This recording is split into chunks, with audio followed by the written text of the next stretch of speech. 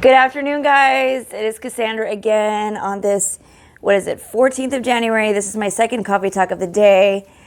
There's so much going on, so I just want to give a quick update. I know everybody's trying to find information. There's a lot of disinformation out there.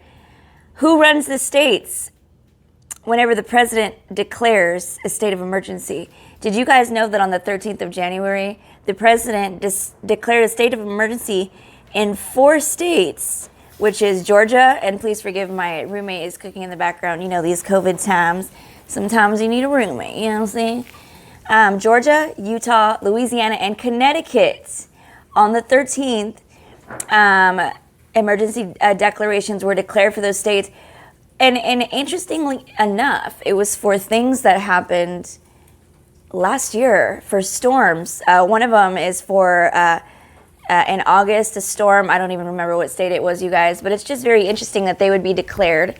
And then, you know, for like winds and things like that, these are storms. So, you know, what popped in my head is the storm is upon us. It's just interesting that these declarations were finally declared for things that happened a while ago in 4 states. And so the interesting thing about that is that in that case, FEMA is in command, right? But Trump issues the commanders. Trump issues the commanders of FEMA in those states. So this is very interesting. A lot that I've also been hearing just today. I know we've heard it for quite a few months now, but apparently we're really getting closer to that gold standard. I've heard that like 3 times today. So, you know, things get confirmed to me in different ways. This definitely sounds like a confirmation. And then, let's see. Another thing I've been hearing today is that during the insurrection on the 6th, there were pipe bombs set up around the Capitol. And the interesting thing is that, you know, Capitol Police gave a warning out at least a few days ahead of time, and that members of Senate and Congress were actually, not all of them, but were wearing gas masks. Why would they be wearing gas masks? Because they already knew. I'm pretty sure I've said this before, but before there was a siege on the Capitol, it started about 40 minutes before Trump's speech. Now, Trump got to his speech late, but then toward the end, he was rambling. And, you know, people were like, yeah, no, the end of the speech wasn't that good. Apparently, Trump was rambling on. Why was he rambling on? Because Trump already knew that there was a planned event to be then pinned on Trump supporters. Now, according to sources, it did not actually go as planned. Those pipe bombs were, you know, taken care of, and because apparently it was then going to be blamed on a Trump supporter insurrection. And, you know, Nancy Pelosi is always trying to find a really good way to impeach this president. But even though most of the Trump supporters were at that speech when the siege was taking place, even though we have videos of police officers opening up the gates and motioning for people to come in, Pelosi still went on with her impeachment, which is at this point a complete joke. What else do I have for you guys? Bill Gates is the largest owner of farmlands. This is not good news. This is very bad news. Bill Gates, who's in cahoots with Monsanto, who has been, Bayer, just genetically modified foods, and Bill Gates, you know, they go like this. Bill Gates will be using those farmlands for super crops, which in turn create super pests.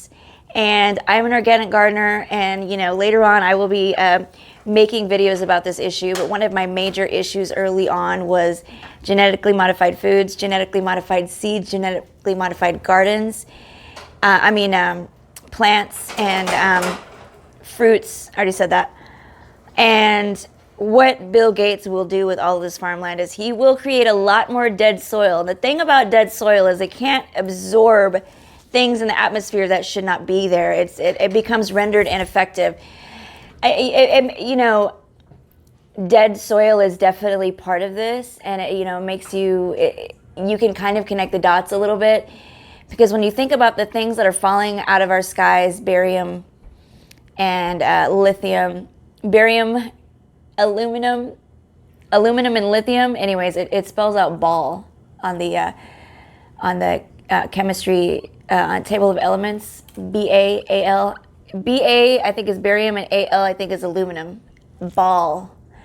But if you don't have good soil, good live soil with wonderful microbes in it and homeostatic soil nutrients in it,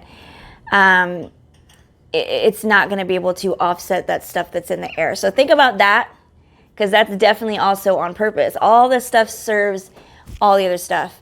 So yeah, Bill Gates being the largest owner of farmlands is a very bad news. I think that's all I have for the rest of the coffee talk, the second coffee talk today. Obviously, I'm still in my robe. I got lots to do. Yeah, is that it? Oh yeah, Obamagate documents to be declassified, And January 19th is apparently the National Popcorn Day. So be ready to get out your popcorn. And this concludes Coffee Talk Part 2. Coffee Talk Part 2, January 14th. And I will leave you with that. Go talk amongst yourselves.